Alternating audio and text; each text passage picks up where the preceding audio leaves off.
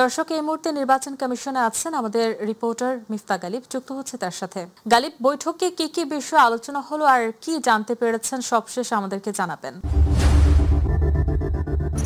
চাইলে আমরা যেমনটি দেখেছেন, আমরা রাজধানীর আগারগাঁওয়ে নির্বাচন কমিশন ভবনে আছি। কিছুক্ষণ আগে এখানে প্রধান নির্বাচন কমিশনার এম নাসিরউদ্দিনের সঙ্গে নাসিরউদ্দিন সহ অন্যান্য নির্বাচন কমিশনারের সঙ্গে জামাতের সেক্রেটারি জেনারেল মিয়া গোলাম পরোয়ার সহ ৭ সদস্যের একটি প্রতিনিধি দল তাদের সাক্ষাৎ করেছে।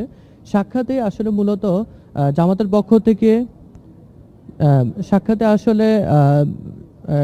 আসলে মোটামুটি তারা নির্বাচন কমিশনারকে 18 দফা আসলে তারা 18 দফা এটা লিখিত তারা দাবি জানিয়েছেন। দাবিতে আসলে তারা যেমনটি বলেছেন, তারা নভেম্বরের মাঝেই তারা গণভোটের বিষয়ে তারা খুব বেশি কনসার্ন দিয়েছেন। এছাড়া তারা আরপিও সংশোধনী, যেটা আসলে সকল দলের ঐক্যমতে আরপিও সংশোধনী হয়েছে, সেই আরপিও সংশোধনী নিয়ে বিএনপির যে বিরোধিতা, বিএনপি সে বিরোধিতা করে তারা সেটিকে বহাল চেয়েছেন।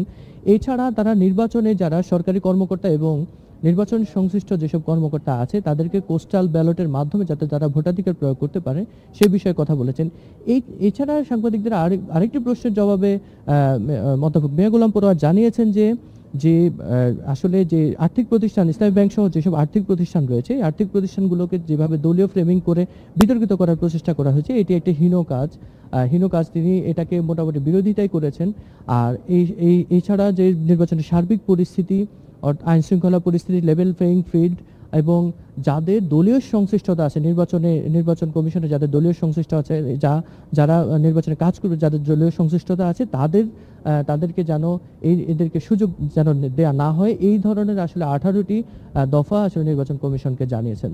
তো এই ছিল আসলে প্রধান নির্বাচন কমিশনার এম নাসিরউদ্দিন এবং জামাতের সাথে আসলে বৈঠকের তথ্য। শাহিলি।